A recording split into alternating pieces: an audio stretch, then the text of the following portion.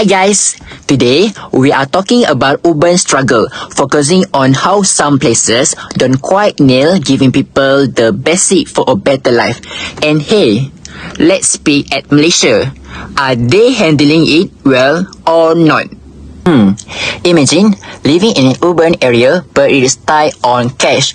Everything goes haywire. Not enough good healthcare, educations or decent homes. It is a mess that keeps residents stuck in a tough spot, missing out on chances. What follows? More crimes, fewer jobs and safety worries. The gaps between the rich and the rest just widen. So is Malaysia rocking it? Let's check it out.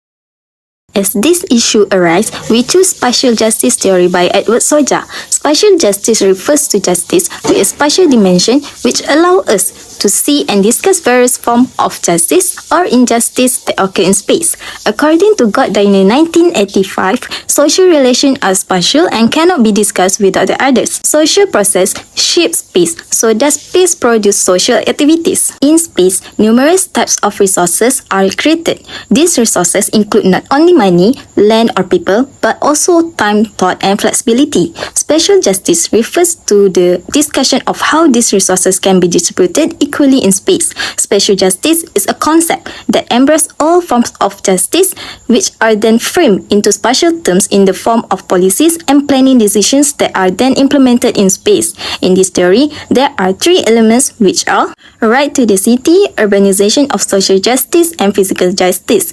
From these elements, there are five other branches, namely sociability and diversity, social stratum and information, social inclusion, demand and provision, and access and management. Hi guys, so what is the second theory used in our article review? So the second theory is right to the city theory. Based on Henry Lefebvre 1967, he described the right to the city as a cry and demand. Much of the revival of interest in Lefebvre focused on the content of such a right and prospect for realizations. This framework emphasized the right of individuals and communities to have access to essential services. For example, we can see the collaboration between the Ministry of Agriculture and Food Security KPKM and the Board of Farmers Organisation LPP working together to be involved in the Ganu Rice Program. This program aims to practice good agricultural practice to produce safe and quality food, maintain environment safety.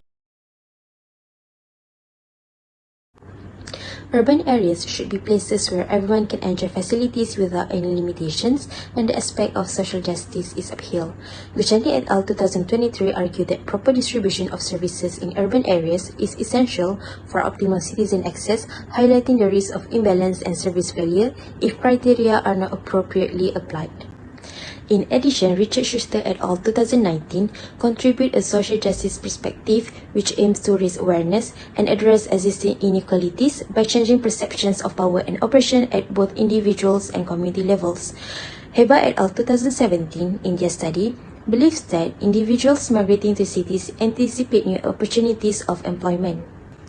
However, Harvey's critique that capitalist processes in urban areas has resulted in income disparity, where social injustice, specifically spatial injustice, is prevalent.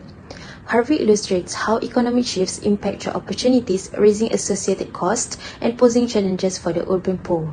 Marcus similarly highlights social injustice in cities when there is an unequal allocation of resources, particularly limited access to employment opportunities. For example, in Malaysia, urban poor job seekers are frequently forced to compete with the influx of migrant workers to get employed. The last element is physical justice. Physical justice in spatial justice theory refers to the equitable distribution of public open space in terms of quantity, quality, and accessibility to the public.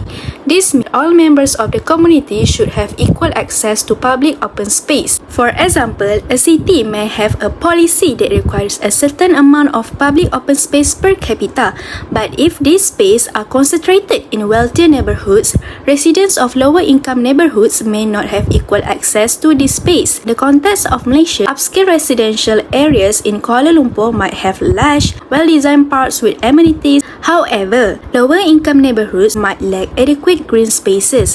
To promote physical justice, planners and policymakers can use a conceptual framework proposed by regulator, usually indicated by the number or dimensions of public open spaces, is a fundamental and critical indicator for determining the provision of public open spaces in urban areas. This framework can help guide the planning process and ensure that the benefits of public open spaces are distributed equitably. That's all from me. Thank you. So, I will explain about the recommendations for our issues. The first suggestion is to do urban planning development. How? By ensuring that facilities are equitably distributed throughout the city, taking into account the needs of all residents, regardless of their socioeconomic status or geographic location. Local government can create a variety of diverse needs and options, including playgrounds, community parks, and greenways, and consider the needs of different user groups, such as children, families, the elderly, and disabled. The next suggestion is to manage the entry of migrant workers. Strict enforcement of existing labour law should be made to ensure that local workers receive fair wages, safe working conditions, and access to healthcare and social protection. In addition to the need to control recruitment practices by implementing stricter regulations on recruitment agencies to prevent exploitation and ensure that foreign workers are recruited transparently and ethically. From this research, it can be concluded that poverty in the urban sociology is still not aligned with spatial justice theory.